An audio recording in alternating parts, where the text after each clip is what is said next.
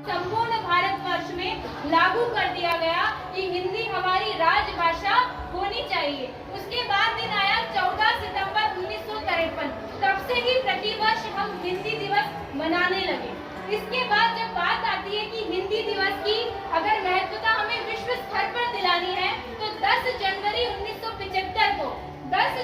1975 को नागपुर में एक विश्व हिंदी सम्मेलन का आयोजन किया गया, जिसका उद्घाटन स्वर्गीय प्रधानमंत्री इंदिरा गांधी जी द्वारा किया गया और उन्होंने ये ऐलान कर दिया कि हिंदी भाषा जो है उसमें विचार विमर्श जो किया जाता है बड़ा साधारण तरीके से होता है और आम जनता को समझ में आ जाता है। इसीलिए मैं आज से ऐलान करती हूँ कि 10 जनवरी को प्रतिवर्ष विश्व हिंदी दिवस मनाया जाना चाहिए और 2006 से प्रतिवर्ष विश्व हिंदी दिवस 10 जनवरी को मनाया जाने लगा। कविताओं के माध्यम से आप लोगों ने यहाँ प्रस्तुति दी, उसके लिए मैं आप सबका धन्यवाद देती हूँ। और भविष्य में मैं चाहती हूँ कि आप जिन्होंने भी हिंदी लिटरेचर जिन्होंने भी सब्जेक्ट लिया है वो भविष्य में अपनी स्वरचित कविताएं लिखते रहें। और मेरा ऐसा मानना है कि हम ये कोशिश करेंगे कि हम इस तरह की एक निकालना चाहेंगे जिसमें आप लोगों के लिखे हुए कुछ लेख हिंदी लिटरेचर में आप लोग आपकी हिंदी की कविताएं, इंग्लिश में लिटरेचर के जो स्टूडेंट हैं उनकी कविताएं, इसलिए कुछ अच्छे लेख और कविताएं हम उसमें आगे हम लोग मैगजीन को निकालें।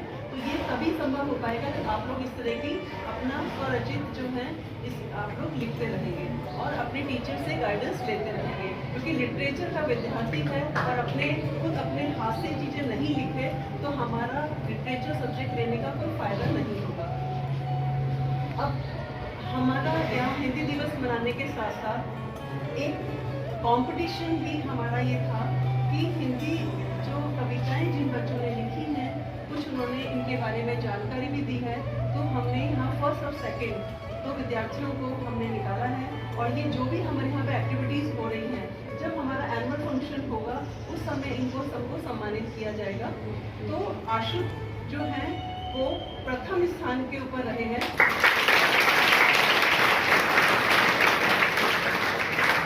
आप हैं BA BEd सेकेंड ईयर के विद्यार्थी और सुनीता चौधरी ये भी BA BEd सेकेंड ईयर की विद्यार्थी हैं, ये द्वितीय स्थान के ऊपर।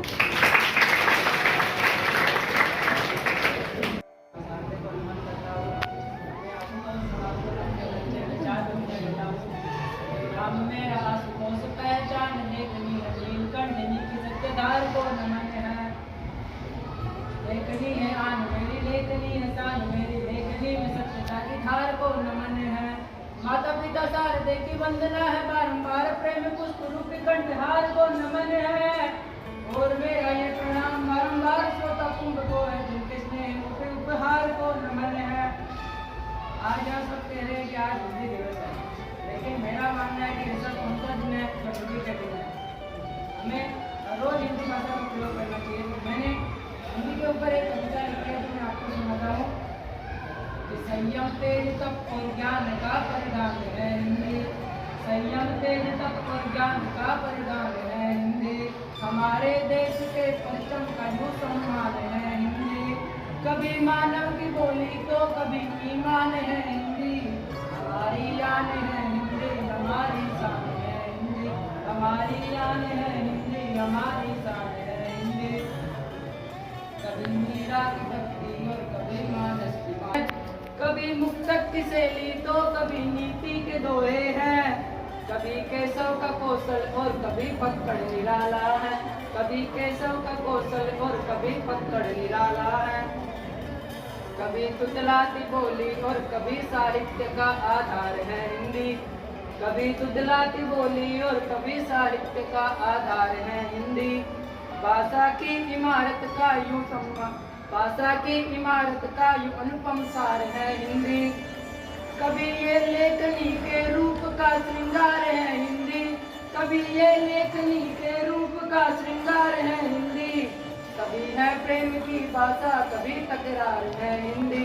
कभी है प्रेम की भाषा कभी तकरार है हिंदी। भारत के अखंडित रूप का प्रमाण है हिंदी। हमें तो प्राचीन काल में हिंदुस्तान इसलिए कहा गया क्योंकि हम हिंदी बोलते थे और हमारे पूरे देश को हिंदी के नाम पर ही जाना जाता था। भारत के अखंडित रूप का प्रमाण है हिंदी, गिरी के पात्र से निकला हुआ दिनमान है हिंदी, समूचे विश्व को आधार देती है अना हिंदी, समूचे विश्व को आधार देती है अना हिंदी, फलक पर जो बेटा देता है वो सम्मान है हिंदी, फलक पर जो बेटा देता वो सम्मान है हिंदी। और मैं अंत में यही कहना चाहूँगा कि हटा करके निशा को फिर नया दिनमान निकलेगा, हटा करके निशा को फिर नया दिनमान निकलेगा, मेरे सीरत बयां करता मेरा हर लफ्ज निकलेगा, कोशिश को करो मित्रों जरा संकल्प लेकर के, समूचे विश्व में हिंदी से हिंदुस्तान निकलेगा।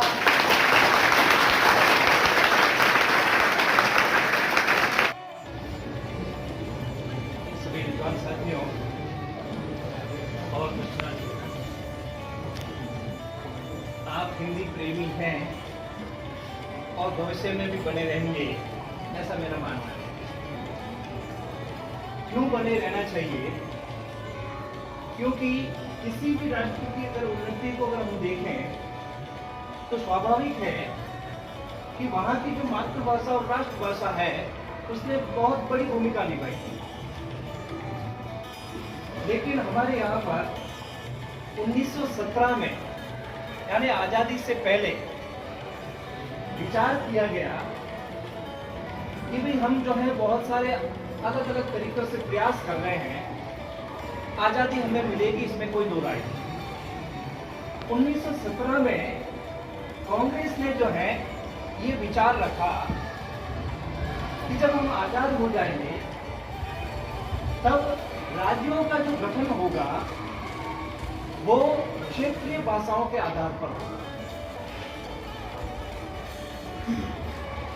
जो शिक्षाविद है, जो विचारक हैं, उनका मानना है कि यहीं से एक विष की बेल जो बोई गई थी, ये उसी का परिणाम है कि आज हम जो है हिंदी को उतना स्थान नहीं मिला पाए। अभी एक छात्रा ने कहा था कि साहब स्वामी जी जब अमेरिका में थे उस समय किस प्रकार से जो है 5 मिनट के संवाद में उन्होंने अपनी जो भाषा है उसको कितनी इंपॉर्टेंस दी।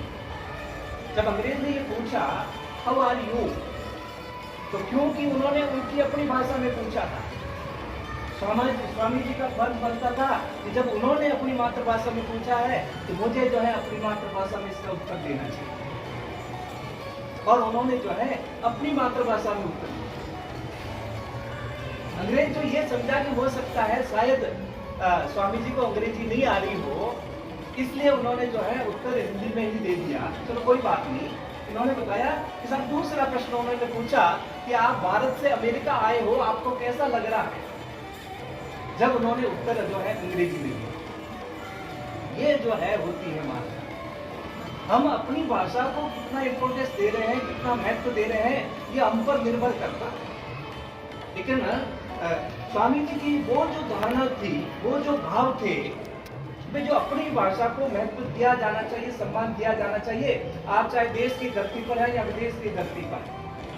लेकिन हमारा दुर्भाग्य ही कहना चाहिए कि हिंदी को जो स्थान मिलना चाहिए था वो नहीं मिल पाता। क्यों?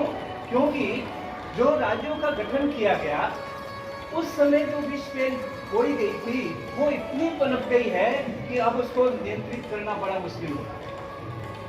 आज हम राष्ट्रभाषा बनाने की बात करते हैं तो जो है बहुत सारी दिक्कतें बीच बीच में आती रहती हैं।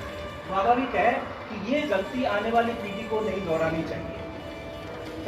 इसमें आप देखते हैं कि एक स्वामी जी जो हुए हैं दयानंद सरस्वती, उन्होंने एक बात कही थी कि जब व्यक्ति काम करता है तो उससे गलतियां होती हैं, वो कोई बड़ी बात नहीं है, गलती हो जाती है, गलती जो है जाने अनजाने में हुई है, लेकिन बार बार आप अगर उन गलतियों को दोहराते हैं तो बहुत बड़ी जो है आप गलती कर रहे हैं। कहने का अर्थ ये है कि 1917 में जो विचार रखा गया कि राज्यों का गठन जो है भाषाई तौर पर हो, अथवा गुजरात स्टेट बना रहे हैं तो गुजराती के आधार पर बना दिया, साहब तमिलनाडु बना रहे हैं तो तमिल के आधार पर बना दिया, और 1952-53 में एक दुखद घटना घटी थी। शायद वो घटना नहीं होती तो आज भारत का स्थान जो है कहीं और होता। शायद आपको ध्यान होगा कि 1952-53 में सबसे पहले आंध्रा के एक गांधीवादी विचारक थे। उन्होंने क्या किया कि उन्होंने अपनी तरफ से आमरण अनशन कर दिया।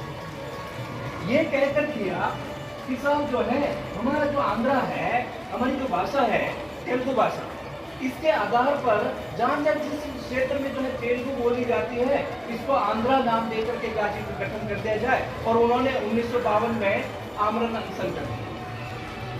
उसका प्रभाव ये हुआ कि 56 दिन तक वो भूखे प्यासे रहे। 56 दिन के बाद में उनकी मृत्यु हुई। और इस अनशन से जब मृत्यु हो गई तो नेहरू जी को जो है इतना आभास हो गया या इतना जो है वो इस विचलित स्थिति को सहन नहीं कर पाए और उन्होंने जो है कह दिया कि अब हमें जो है जो राज्यों का जो गठन करना होगा वो भाषाई तौर पर करना होगा। और आप देखते हैं कि अपने भारत में सबसे पहले भाषाई तौर पर जिस राज्य का गठन हुआ वो था आंध्रा, जो 1952-53 में उस गांधीवादी विचारक जो थे उनका